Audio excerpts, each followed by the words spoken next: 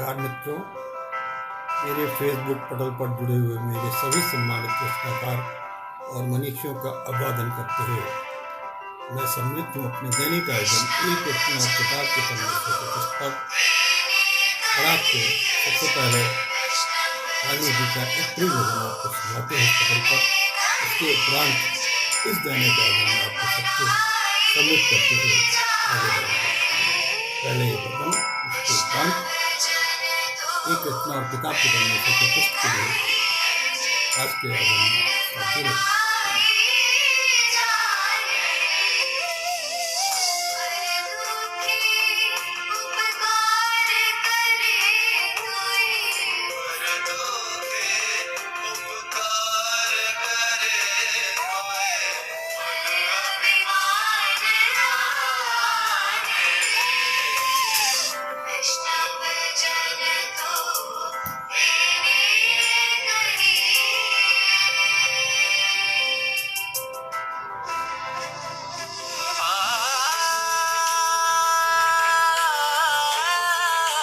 इस पटल पर उपस्थित सभी विद्युत जनों का अभिवादन भी करते हैं और मैं देख रहा हूँ हमारे प्रधान कानपुर से अक्षरजोम जी भी जुड़े हुए हैं इस मंच पर। अपना एक पन्ना अपनी बात एक विचार के पुस्तक के लिए संयुक्त रूप से कवि के साथ कॉफी और डायरेक्टर डॉक्टर सत्यप्रकाश पांडे जी के पटल के लिए अपने इस आयोजन में एक रचना और किताब के पन्ने से पुस्तक सर्वप्रथम आपको हम यह भजन सुनवाते हैं और उसके बाद इस आयोजन से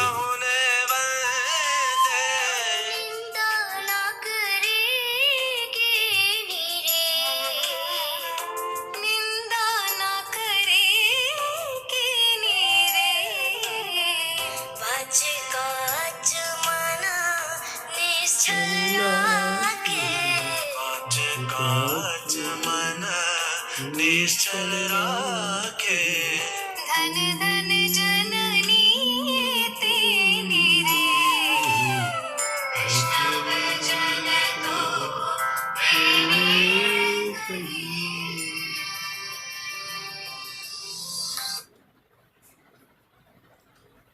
तो आदरणीय नमस्कार, सभी विद्युत जनों का अभिवादन करते हैं। कवि के साथ कॉफी @ डॉक्टर सत्यप्रकाश काशी हिंदू विश्वविद्यालय के इस पटल पर मदन मोहन मालवीय जी के शिक्षा अभियान के कार्यक्रम के अंतर्गत एक रचना और किताब के पन्नों से के पृष्ठ के लिए मैं अपने दैनिक आयोजन एक रचना और किताब के पन्नों के पृष्ठ मैं आज आपको मदन मोहन मालवीय जी के जीवन परिचय से पुनः परिचित कराएंगे और उसके पूर्व इस पटल पर उपस्थित सभी विद्युतजनों का अभिवादन करते हैं। और मैं देख रहा हूँ कि अक्षरजोम जी भी है इस मंच पर उपस्थित हैं, उनका भी स्वागत। कवि के साथ कॉफी @ डॉक्टर सत्यप्रकाश काशी हिंदू विश्वविद्यालय के पटल पर एक सुंदर कार्यशाला का आयोजन भी चल रहा है। उस आयोजन का नाम है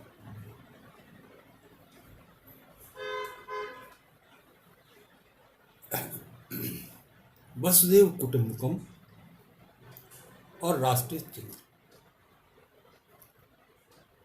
इस सुंदर आयोजन की कार्यशाला का अध्यक्षता का भार भी हमारे पर है और मैं सर्वप्रथम सबसे पहले उन सभी का आभार व्यक्त करता हूँ जो इस सुंदर आयोजन में अपने को संयोजित करते हुए अपने दायित्वों के निर्वाह के साथ इस आयोजन की सफलता में सम्मिलित हैं और अपने विचारों के द्वारा भी इस आयोजन में सम्मिलित हो।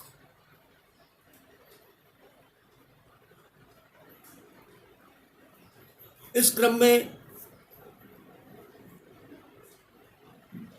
सत्यप्रकाश पांडे जी का एक अभिन्न योगदान भी है। इस कार्यशाला को संचालित करने के लिए उन्होंने जो मंडलों का संयोजन किया उन सभी मंडलों के अध्यक्षों और उनके कार्यकारी सदस्यों का मैं आभार व्यक्त करता हूँ। मैं सत्य प्रदर्शक मंडल का अध्यक्ष भी हूँ और इस कार्यशाला का भी अध्यक्ष हूँ। इस कार्यशाला में संयोजन के रूप में आप सभी का जो योगदान प्राप्त हो रहा है वो एक विचारणीय विषय भी है और आपका जो योगदान है वो अतुलनीय सहयोग है। इस तरह की वैचारिक कार्यशालाओं और पाठशालाओं का प्रयोग राष्ट्र हित में अपने विचारों को प्रसारित करने का एक माध्यम भी होता है। वसुधैव कुटुंबकम की एक कार्यशाला विगत 11 अप्रैल 2023 से प्रारंभ हुई और 25 अप्रैल 2023 तक ये संचालित होती है। प्रत्येक कार्य दिवस में हमारे इस शिक्षा अभियान के जो कार्यक्रम हैं उनको संचालित करने के लिए जो मंडल प्रभावी मंडल जो बनाए गए हैं उनमें से सभी मंडलों का एक अतुलनीय सहयोग है और उनमें सम्मिलित होकर के जो विचारक अपनी प्रस्तुति दे रहे हैं जो सुबह 8 बजे से प्रारंभ होकर रात्रि के 9 बजे तक होती रहती है, उस सब में उपस्थित विद्युतजनों का आभार व्यक्त करता हूं। सत्यप्रकाश शर्मा जी का भी आभार व्यक्त करता हूं। मिश्र जी का भी आभार व्यक्त करते हैं। मीरा भारती का भी आभार व्यक्त करते हैं। दक्षा निमावत जी का, नीरज कांत सोती जी का भी आभार, डॉक्टर यथार्थ का भी आभार, सत्य प्रकाश पांडे जी का भी आभार व्यक्त करते हैं और दूर दराज से जो प्राप्त होने वाले संदेश और उनकी अभिव्यक्तियां हैं, कृष्णकांत पाठक जी का भी। हो सकता है बहुत से लोगों से हमारा नाम का परिचय न हो,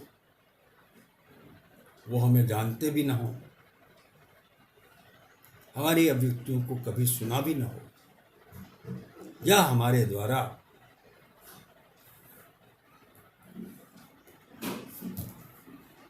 इस पटल पर क्रियान्वित किए हुए कार्यों के संदर्भ में अपनी हमने व्याख्या उनको नहीं दी।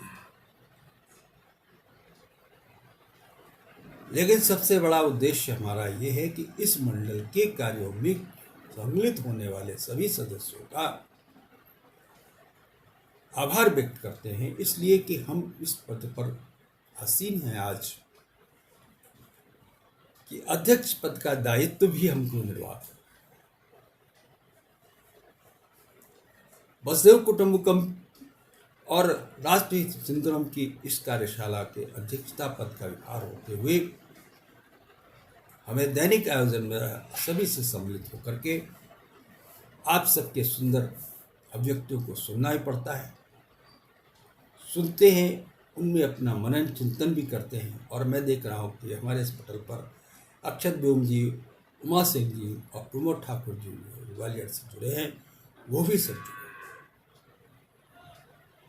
आज के इस लाइव कार्यक्रम को हम अपने पेज, अपना पन्ना, अपनी बात एक विचार के पृष्ठ पर नहीं प्रसारित कर रहे हैं। ऐसे आयोजनों को हम YouTube चैनल पे शिक्षा अभियान के कार्यक्रम में अपना पन्ना, अपनी बात एक पृष्ठ पर भी प्रसारित करते हैं, जिसको कि आप संकलित रूप से उन्हें देख सकते हैं। और शिक्षा अभियान के कार्यक्रम के अंतर्गत 80 से ज़्यादा वीडियो जो है वो मदन मोहन मालवीय जी के Satya hope talk, Satya kids और मीट बी 5 सदस्यों के विचारणीय प्रश्नों पर जो तैयार हैं उनको वहाँ तो ऐसी सुंदर कार्यशालाओं में जब आप जुड़ते हैं और अपनी अभिव्यक्तियां देते हैं, अपने विचार व्यक्त करते हैं, तो एक जनसंचार होता है। काव्य के माध्यम से, लघु कथा के माध्यम से, प्रसार के माध्यम से, अभिव्यक्तियों के द्वारा डॉक्टर शेषपाल सिंह जी रहे, उनका भी अभिवादन करते हैं। तो इस कार्यशाला का शब्द रूप से आप उच्चारण करें तो यह है वसुधैव कुटुंबकम और राष्ट्रहित। आपको पिछली कार्यशालाओं में हमने इस बात से अवगत कराया कि ये इसका श्लोक भी है, और ये श्लोक जो है वो हमारे संसद भवन के प्रवेश द्वार के कक्ष पर भी अंकित है। और 2011 में जो तमिलनाडु में एक कार्यशाला हुई थी, उसमें भी ये शब्द वाक्य था।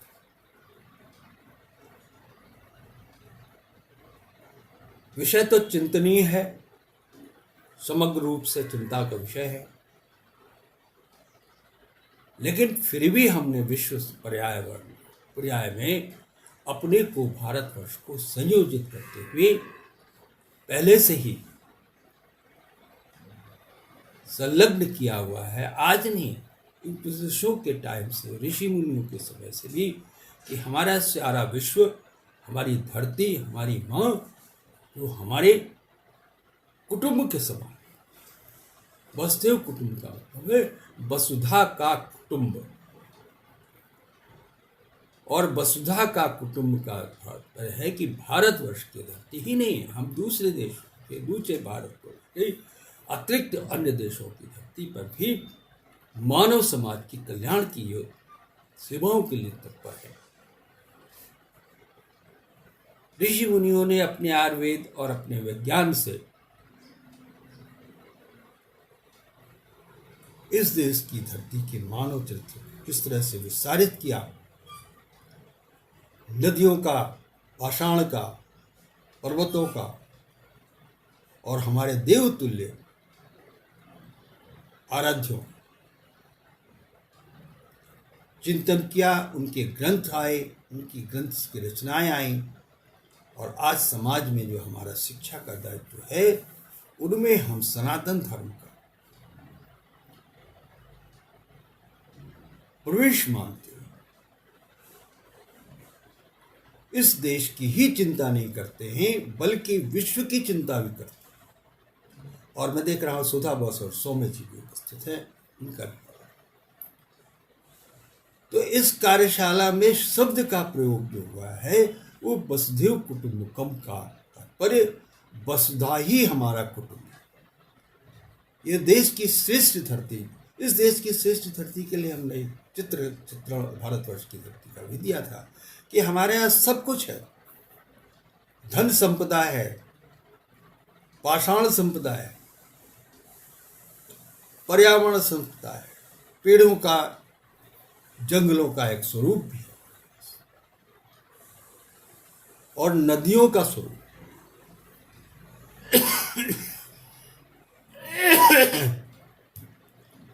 हमारे यहाँ विज्ञान है,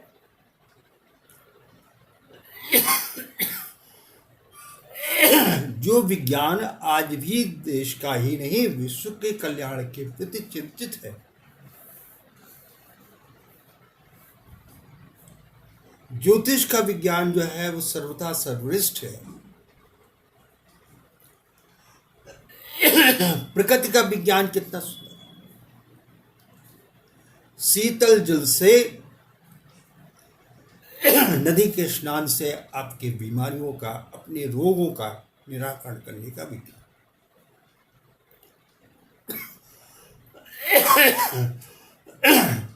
पाषाण के शीतल प्रदेश में रह करके अपने जीवन के जीवंत रहने का विज्ञान भी है। सूर्य से सूर्य का नमस्कार करने का विज्ञान भी है, और जल संवर्धन और जल के प्रयोग से शारीरिक दोषों को निवारण करने का भी विज्ञान। कल मैं एक वीडियो देख रहा था, उसमें वीडियो में उन वैद्य जी ने इस बात को संचारित किया कि यदि आप जीवन पर्यंत बैठ करके पानी पीते हैं, खड़े होके नहीं, बैठ करके पानी पीते हैं,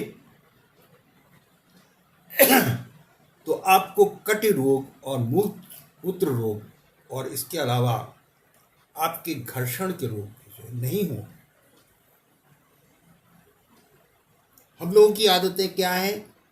हम अपने उस प्राचीन विज्ञान को छोड़ करके आज फ्रिज के पानी को प्रयोग कर रहे हैं, घड़े का पानी नहीं प्रयोग कर रहे, शीतल जल का प्रयोग नहीं कर रहे हैं, उष्ण जल का प्रयोग। तो शीतल जल, उष्ण जल, सब कुछ का प्रयोग इन वैज्ञानिकों ने पहले से ही, ऋषि मुनि जो हमारे वैज्ञानिक थे, जो हमारे जो है वैद्य थे, वो एक वैज्ञानिक थे, और उन्होंने बताया कि दूध का प्रयोग यदि हल्दी डाल के आप कीजिए तो आपके शरीर के वात रोग का प्रयोग, वात रोग का रोग हमेशा के लिए।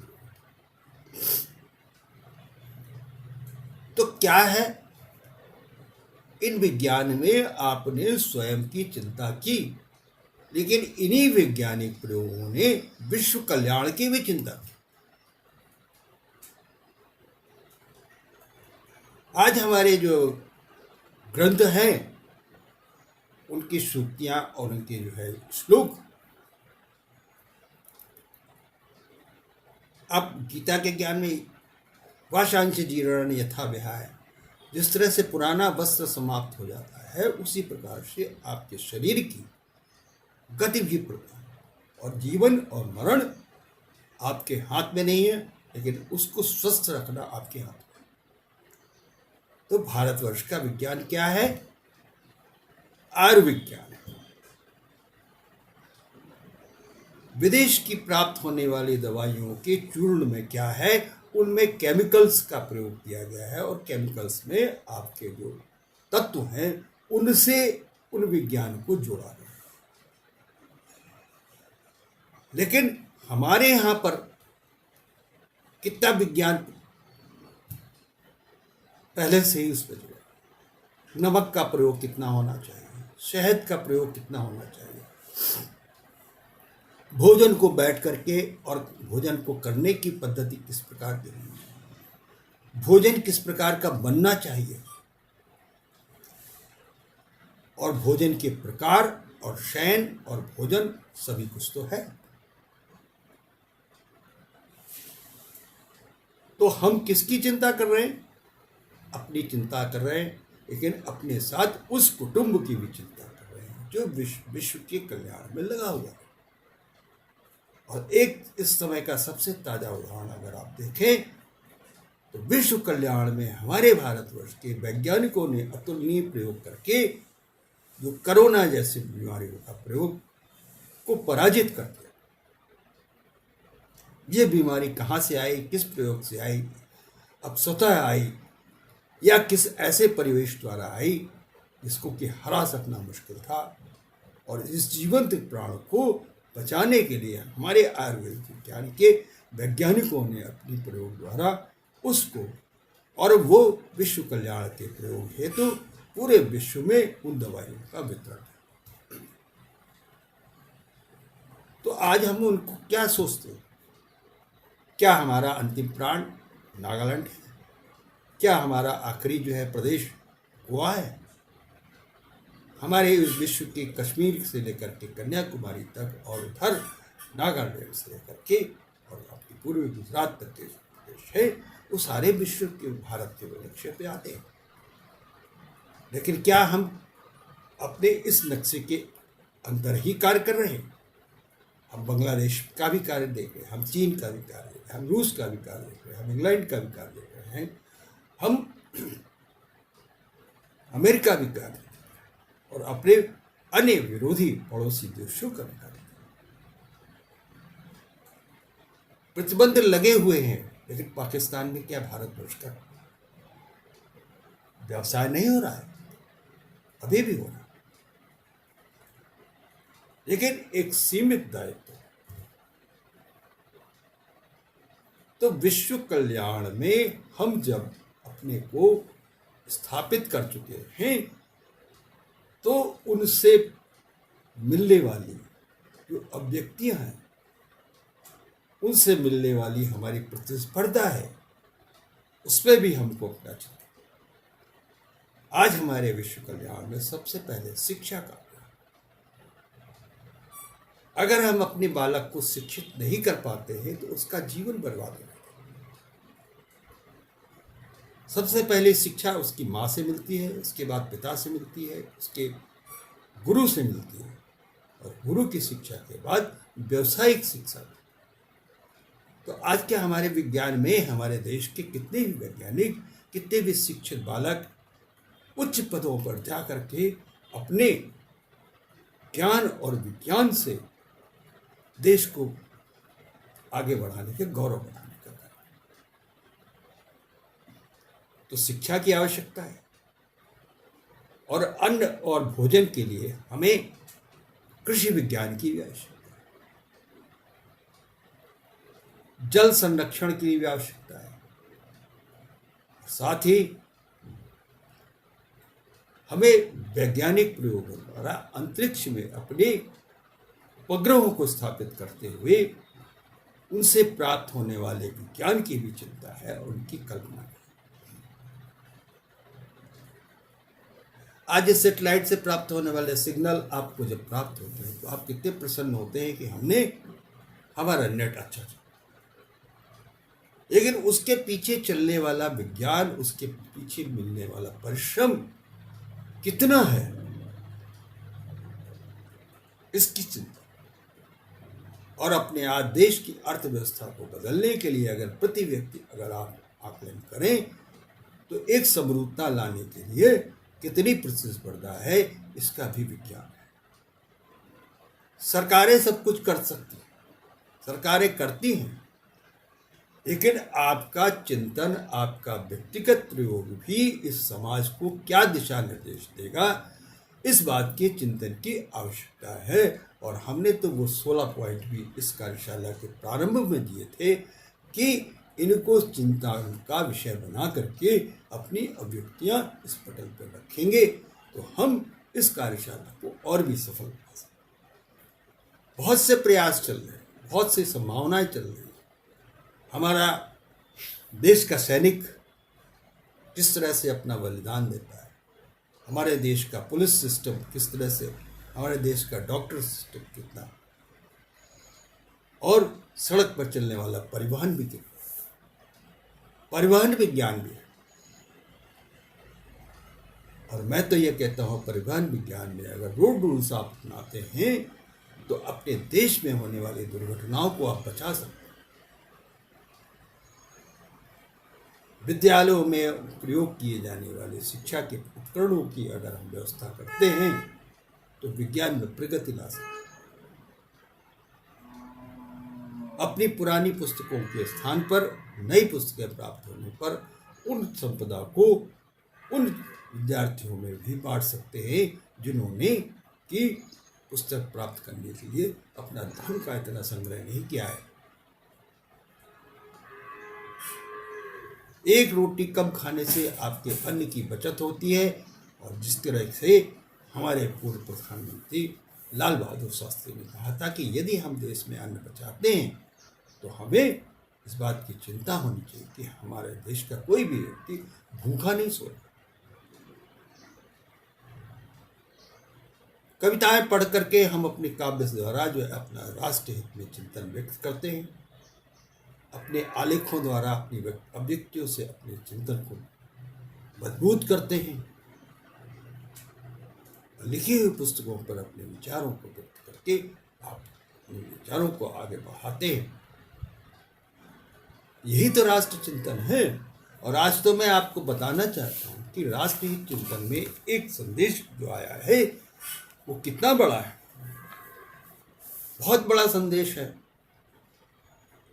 और मैं मदन मोहन मालवीय जी के शिक्षा अभियान के कार्यक्रम के अंदर उनके जो जीवन परिचय से जुड़ी हुई घटनाएं हैं उनका वाचन कर रहा था और इसमें बताना चाहता हूँ कि मदन मोहन मालवीय जी के विषय में जो एक चिंतन आया है बहुत ही गंभीर चिंतन। मदन मोहन मालवीय जी के जो ज्येष्ठ पुत्र है उनका असामयिक निधन हो गया और अपने ज्येष्ठ पुत्र के असामयिक निधन से महामना का दुखी होना स्वाभाविक था, किंतु जिस महापुरुष के लिए पूरा संसार ही एक कुटुंब जैसा था, जो असंख्य दुखियों के आंसू पोंछने में अवतरित थे, जिन्होंने राष्ट्र के तमाम जरूरी कार्यों को सिर पर ले रखा था और जो यह मानते थे कि संसार में सब कार्य ईश्वरीय विधान के अनुसार ही हो रहे हैं, ऐसे महापुरुष अपने पुत्र शोक में कब तक डूब रह सकते।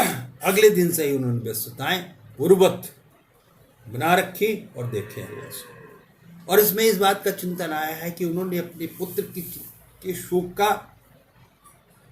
प्रस्ताव उस समय नहीं लिया, जबकि गांधी जी के विषय में रमा गांधी के निधन पर तीसरे दिन विश्वविद्यालय के विभिन्न विभागों के प्राध्यापक थे उन्हें श्रद्धांजलि अर्पित करने हेतु मालवीय भवन में एक शोक सभा आयोजित करने के लिए एकत्र हुए, किंतु 1 घंटे से अधिक गुजर गया, इसमें से कोई भी श्रद्धांजलि अपना मुंह नहीं खोल सका। कारण यह था कि उस वक्त मालवीय जी भारत के भविष्य की चिंताओं में डूबे हुए थे।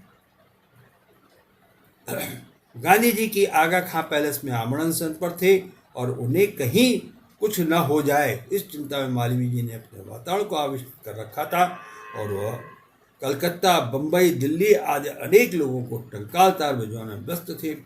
पूज्य मालवीय जी के लिए उस व्यवस्था में भी अपने पुत्र शोक के विषय में कुछ सोचने के बजाय देश के भविष्य विषय में सोचना जरूरी था।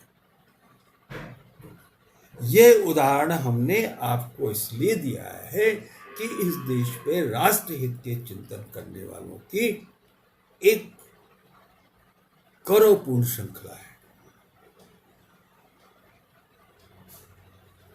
और मैंने मदन मोहन मालवीय जी के राष्ट्र चिंतन की बात आपको इस पर सुनाई कि जहां उसके पुत्र शोक है, जहां उसका ज्येष्ठ पुत्र का निधन हो गया है, उसका शोक वो नहीं कर रहे और वो राष्ट्रहित के चिंतन में गांधी जी द्वारा आमरण अनशन में बैठे जाने पर पूरे देश की चिंता को अपने में।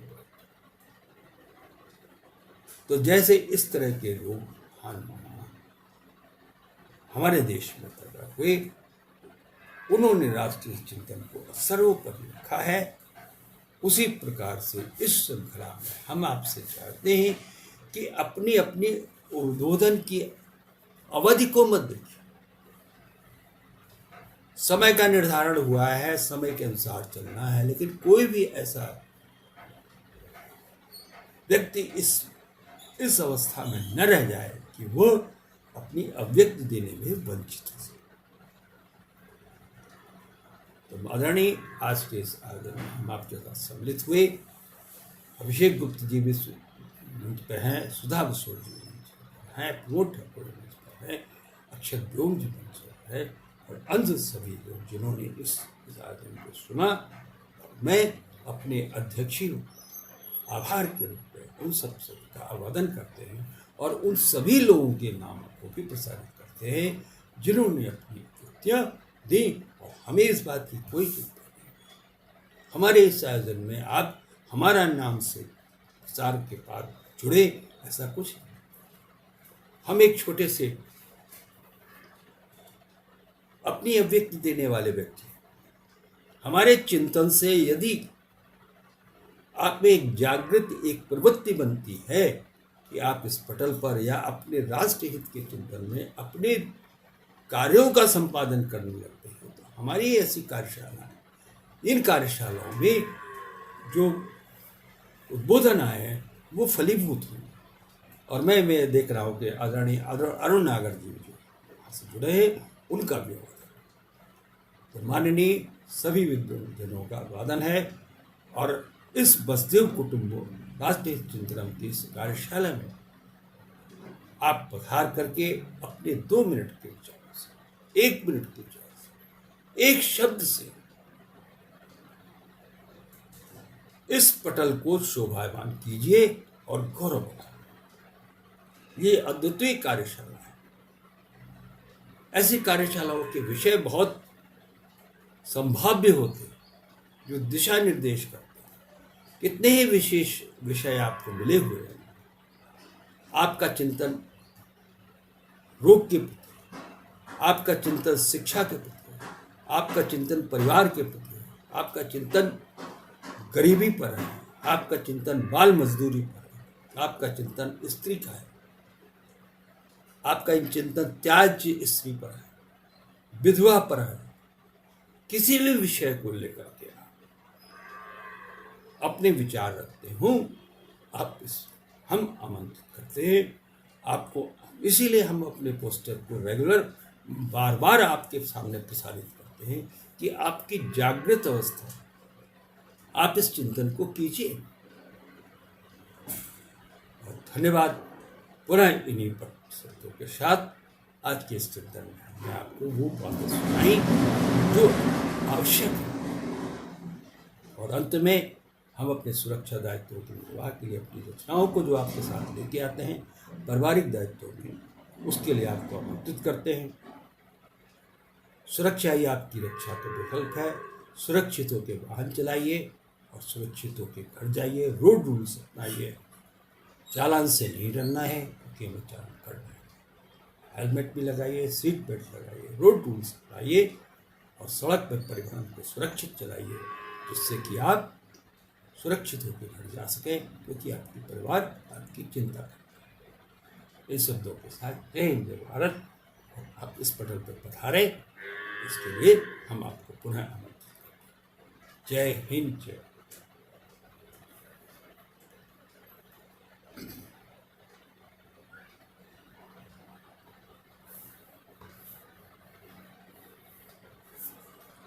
तो आदरणीय अपना पन्ना अपनी बात एक विचार के प्रश्न के साथ कवि के साथ कॉफ़ी @डॉक्टर सत्य प्रकाश काशी हिंदू विश्वविद्यालय के मदन मोहन मालवीय जी के शिक्षा विभाग के कार्यक्रम के लिए हम अपनी अभिव्यक्ति को लेकर के आज आपके सामने प्रस्तुत हुए।